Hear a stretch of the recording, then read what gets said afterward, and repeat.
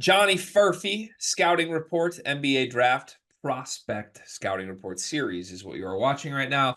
Furphy was a breakout guy at Kansas. I was going to say breakout star, but I don't think he ever reached true stardom in Lawrence. He was on a team with a star in Hunter Dickinson and another star in Kevin McCullough that kind of needed extra help. And Johnny Furphy very quickly got from a guy who wasn't ready to a guy who was abundantly ready by the end of the season. He is one of the fastest rising players in this NBA draft class.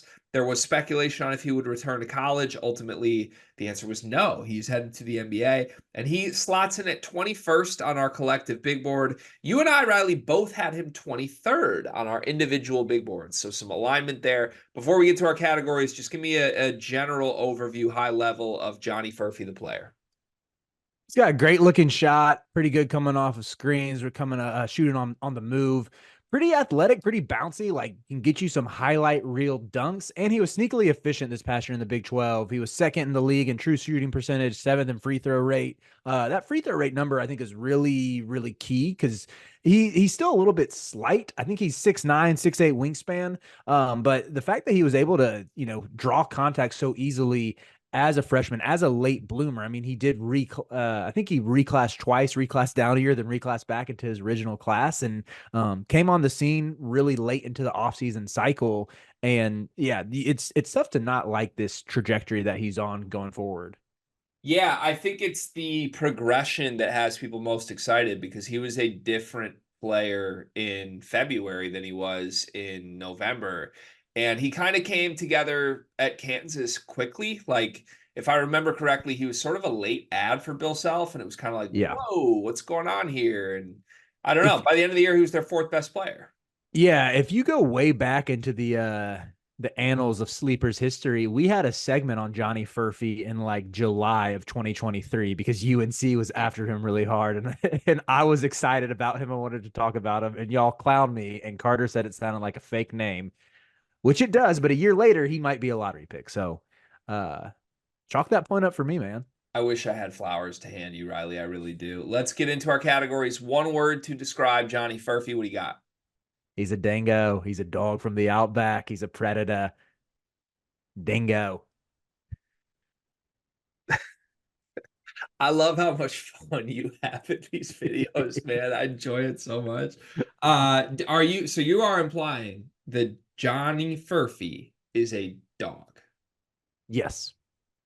But Wow. more specifically a dingo, which is like these predator dogs. They Get it. live in the Australian outbacks. They'll actually snatch your baby from you if you're not careful and you're out there camping.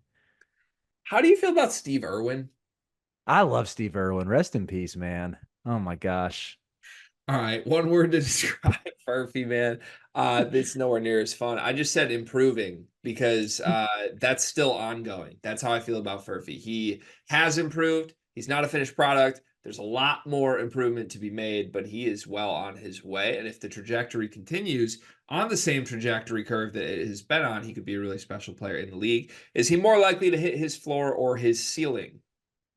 I think his ceiling, it's really tough to argue that. Like he's one of the younger prospects in the draft. And when you see how he's risen over the past year, and yeah, you hit on, I know he hit sort of a midseason lull after shooting lights out for the month of January, but I mean, he looked really good in the combine, tested well. So yeah, I think I'm picking him to his ceiling. I said ceiling as well. I think you'd be hard pressed to find anyone who would say floor with him, just given like what he showed, how quickly he's gotten better, how young he is, and like there's upside. There's obvious upside there. You have to be a true non-believer in what he brings to the table in order to say it's more likely that he will hit his floor. Best team fit. What do you think would be best as a landing spot for Johnny Furphy? I said Toronto Raptors. And I think when you look at that team, they have a handful of big wings. None of them can shoot. They need that infusion of shooting. And it's tough to not love what Masai and the whole organization has done from a development perspective, particularly with either those late bloomer types or the raw international prospects. I think it'd be a really good situation for him. And I also have to correct myself. He's already 19, so he's not one of the youngest prospects in the draft. That's on me. Tap my chest. We But can yeah. pretend. It's okay. We can pretend. Reminder, by the way, he went to a high school called Center of Excellence in Australia. I love many of the intangible things about Johnny Furphy. I said the Boston Celtics, Uh, and yeah, I I, don't I want to see like him as a the, Celtic. That'd be you such a know, good pick for them. yeah, it It's just just because I like hate the Celtics. Like, sure, I do too. I don't like them at all, but like their whole MO right now is just like these jumbo wings. Like, couldn't you just see him like slotting right in between Tatum and Brown? And oh my God, they got another one. Because he is like super tall, but he has guard skills. That's the thing. Like, he could probably just play the stretch four in the NBA and like catch and shoot and pick and pop and be fine. But he also has some other shit to him that might unlock and open up a whole new world of possibilities. And I do think he is one of those guys where um I think he would benefit from going to a team that is ready to win that just needs role stuff from him right away.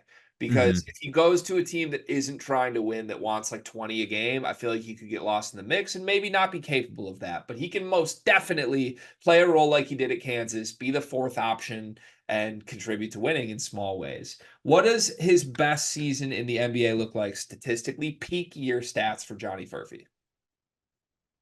13 points, 6.5 boards, 39% from three. Oh, and I'm gonna throw in like a steal and a half too, because he's pretty active defensively. I like He his is. defensive upside a lot. He's active defensively. He's smart. He has good instincts. He's also a decent passer. I like his court vision. I'm very similar. I'm a little bit higher. I said 15 points a game, 7 rebounds, 2 assists, and 39% from three. So once again, we're dialed in on the peak year stats tonight. In 5 years, where is Johnny Furphy? He could be all NBA, an all-star, a starter, a bench guy in the G League overseas, or podcasting. I have him as a bench guy, but high end, great sixth, seventh man. Maybe could even contend for a six man of the year one day. But yeah, definitely in the league, and I would be inclined to say on a good team too. Could help a playoff team out. I have him as a starter. I wouldn't be shocked if he is a bench guy. I'll be shocked if he's not in a rotation in 5 years. But I think it's more likely than not that he figures this out and very quickly comes to fruition and probably ends up being a fourth or fifth option on a really good team based on where he's mocked and expected to be selected in this draft. NBA draft superlative time. Johnny Furphy is the most likely player in this draft to do what? Appear in a drill music video. Like hopefully from like a UK rapper. And I know the UK is different from Australia, but it's a similar vibe. I need Johnny Furphy in like a Central C or a Dave music video. Yeah, he just like a quick cameo too. Like it's like a quick cut, and all of a sudden they're it's like that the Jack Harlow Tyler Hero thing. Yes, that's exactly what I was Yes. thinking. Yeah, that's good. I could 100% see that. Also like free the Australian rappers. I gotta figure out who the best Australian rapper is. Maybe there's Well an said. Australian Central C out there. I said that Johnny Furphy is most likely to rebrand himself as a more mature version of himself 5 years into the league. So like he spends 4 years as Johnny, and then he gets a haircut and starts going by John Furphy and like corrects media members who refer to him as Johnny. That would truly be devastating. I hope he's never not Johnny. You think he'd be worse as John Furphy? I do. I think Johnny's part of like the endearing, like aura that is Johnny Furphy. But you know how like it hit a point where like Gordon Hayward like got the haircut and grew a beard, and then all of a sudden he was like really good instead of just like kind of fun. Yeah. Yeah, that's Yeah. like there's got to be that step. I can't see the long-haired Johnny Furphy ever actually doing what Jonathan Furphy could do. I hate to concede that point, but I think you're onto something. It's a sad world we live in, Riley. If you enjoyed this video, there's plenty more. We're doing 75 of these leading up to the NBA draft. Go subscribe to the Sleepers Media YouTube channel to see them all.